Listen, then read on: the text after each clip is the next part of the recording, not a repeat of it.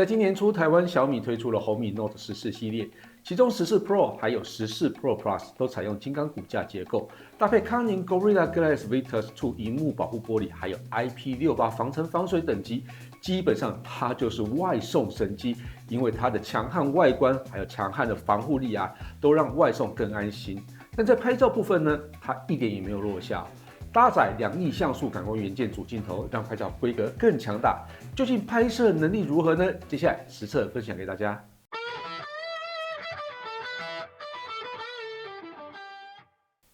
嗨，大家好，我是 Kissplay。之前分享了红米 Note 14系列影片之后，蛮多观众都有留言想知道红米 Note 14 Pro Plus 实际的拍摄成果。但我前一阵实在太忙，一直到最近才有时间带着这只手机出门去夜拍哦。那这次实测有包含之前的日拍，就是在合欢山所拍摄的照片，那还有最近的夜拍哦，那等等就会分享给大家。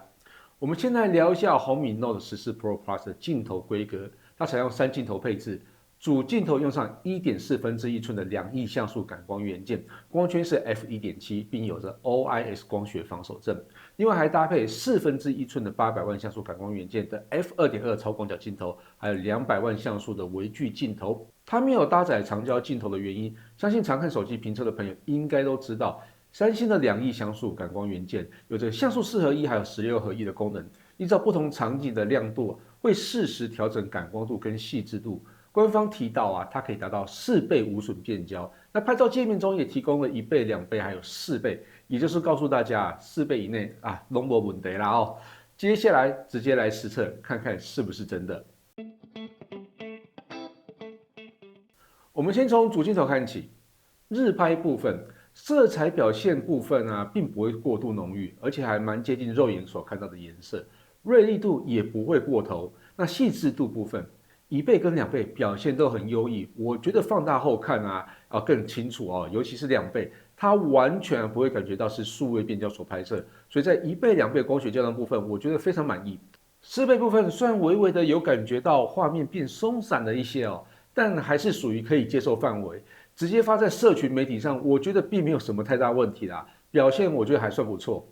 不过主镜头部分因为光圈比较大，所以在特定角度会有眩光产生，这个很好解啊，用手稍微遮一下就好了。如果光是从右上角进来，你就遮一下右上角这边哦，我觉得就可以解决掉这个问题了。夜拍部分，它光线控制表现得很好，尤其是在高光抑制的部分，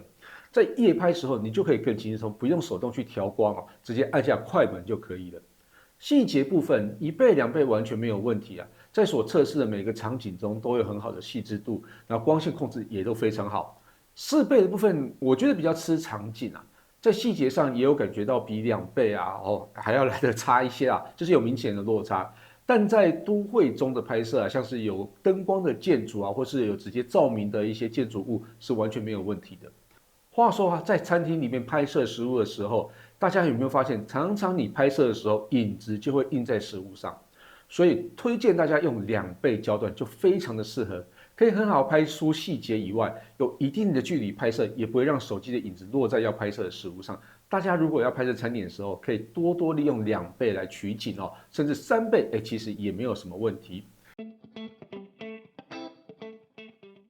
超广角部分色彩表现比主镜头要浓郁一些，但色调还算一致。日拍部分表现完全没有问题，细节表现也很有水准，即使逆光底下拍摄也有不错的表现。夜拍部分我认为就不够水准了，稍微明亮一点的场景我觉得还能接受，但其他偏暗的场景画质劣化的非常的严重。不过啊，想一想它只有1/4寸的感光元件，所以大概也只能这样啊。微距镜头部分，我认为大家完全不用期待，基本上只能在光线非常明亮的场景底下拍摄，所以除非必要，不建议开启微距模式。但真的就不能拍微距了吗？这部分其实可以用主镜头来弥补。虽然没有强调长焦微距功能，但实际测试主镜头最近的对焦距离大概10公分，所以直接使用3或是4倍的进行微距拍摄，反而有很好的效果。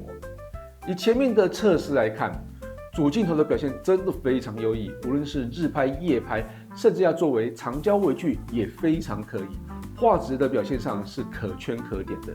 那超广角部分日拍表现也非常的好，但夜拍，你可以把它当做没这颗镜头啦。那微距部分你完全就可以忽略掉它，你没有微距镜头，你只有长焦微距镜头，好不好？好，所以结论就是2亿像素感光元件真的很好用。身为外送神器的红米 Note 14 Pro Plus 有这颗主镜头，那这个就值得啦。以上就是红米 Note 14 Pro Plus 的拍照实测，感谢大家收看这期节目，希望大家也会喜欢这次的内容。如果有任何建议或是问题，也可以留言让我知道。我是 Kissplay，我们下期见喽，拜拜。